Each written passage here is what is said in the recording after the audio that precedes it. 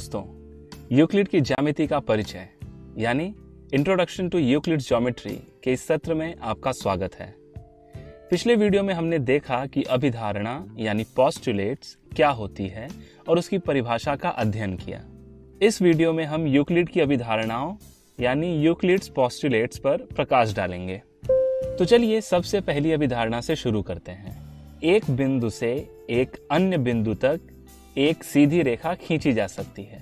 दोस्तों, चलिए हम एक बिंदु से शुरू करते हैं और देखते हैं कि एक बिंदु से होकर जाने वाली हम कितनी रेखाएं खींच सकते हैं।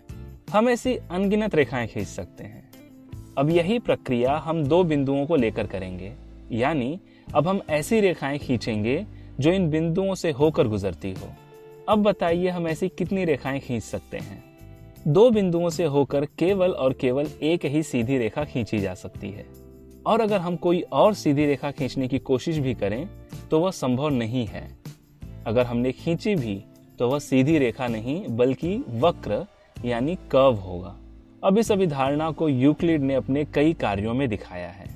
चलिए अब समझते हैं दूसरी अभिधारणा। एक शांत रेखा यानी टर्मिनेटेड लाइन को अनिश्चित रूप से बढ़ाया जा सकता है।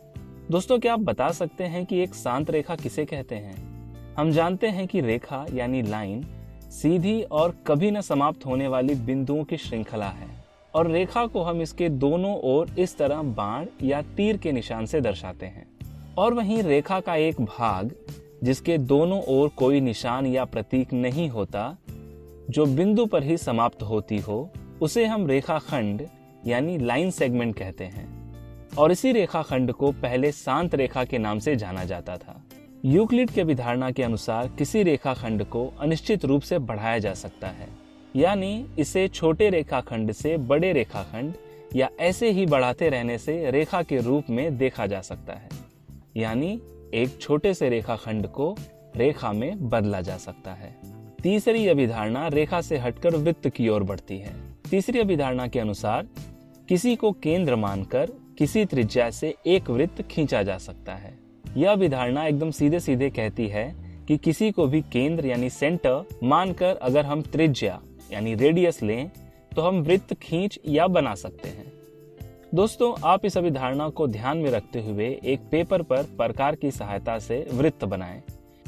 आप देख पाएंगे कि हम अनगिनत वृत्त बना सकते हैं। बढ़ते हैं अगली अभिधारणा की ओर। सभी समकोण एक दूसरे के बराबर होते हैं। दोस्तों, यह समझने के लिए काफी आसान है। समकोण का माप 90 अंश होता है। तो अगर यह कोण दो भुजाओं या रेखाओं से बनी हुई हैं या किसी त्रिभुज के अंदर होंगी, वह 90 अंश ही है। इसीलिए यूक्लिड ने कहा कि सभी समकोण एक दूसरे के बराबर होते हैं। दोस्तों, अगली अभिधारणा समझने के लिए हमें अपना ध्यान थोड़ा और बढ़ाना होगा। यह है वह अभिधारणा। चलिए इसे समझने की कोशिश करते हैं। यह अभिधारणा कहती है कि यदि एक कागज पर दो सीधी रेखाएं इस प्रकार हैं, और अब अगर एक सीधी रेखा इन दोनों रेखाओं को काटते हुए खींचते हैं, तो यह सीधी रेखा अपने एक ही ओर अंतःकोण यानी इंटीरियर एंगल इस प्रकार बनाती है कि उन दोनों कोणों का योग मिलकर दो समकोण यानी राइट एंगल से कम होंगे।